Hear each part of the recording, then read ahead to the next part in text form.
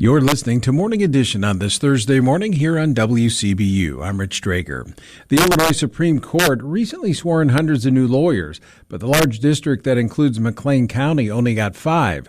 WCBU correspondent Evan Holden reports on the attorney shortage in this Sound Ideas story. Family and friends watch graduates become lawyers as Justice Lisa Holder White swore them in to begin their careers in the 4th Judicial District.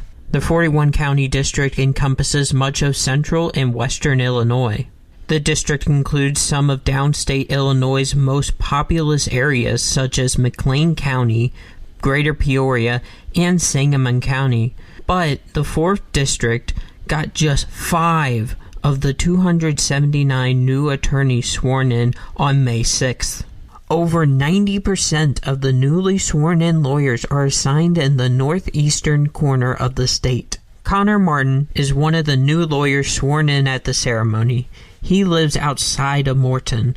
Some of his family lives in Schuyler County in rural western Illinois. There are only 6 private attorneys there. Talk with anybody from down there and they have a problem. They're all driving to Springfield, to Peoria, to Quincy, some to Chicago, some to St. Louis. They have to go a large distance to be able to get services. Martin says he has to be a generalist in the legal profession because there are so few lawyers in his region. Being a prosecutor, representing the people of the state, it's my job and responsibility to understand, being someone who's born and raised in Central Illinois, what it means, and what are the values of the people of Central Illinois in how we prosecute cases. The state's highest court recently announced changes to allow more law students and graduates to gain practical experience while studying for the bar. It's known as Rule 711, a temporary license permitting law students to practice under the supervision of a licensed attorney. Justice Lisa Holder White says she hopes this will expand the pipeline for attorneys across the state. We're also hoping that it will have the impact of drawing people to the legal deserts.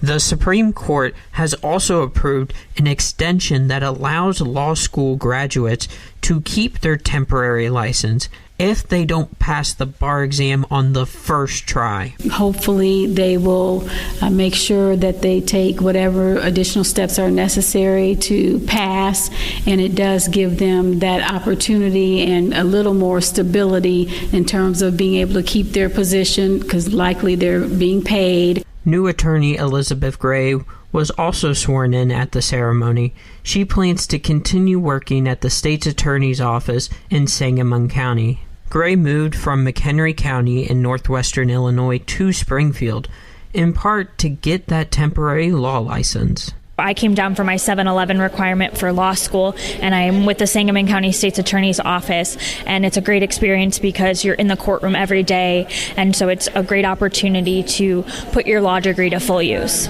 Bloomington attorney John Kim says he hopes these changes will alleviate legal deserts, but he is still waiting for more data to see how successful the changes will be.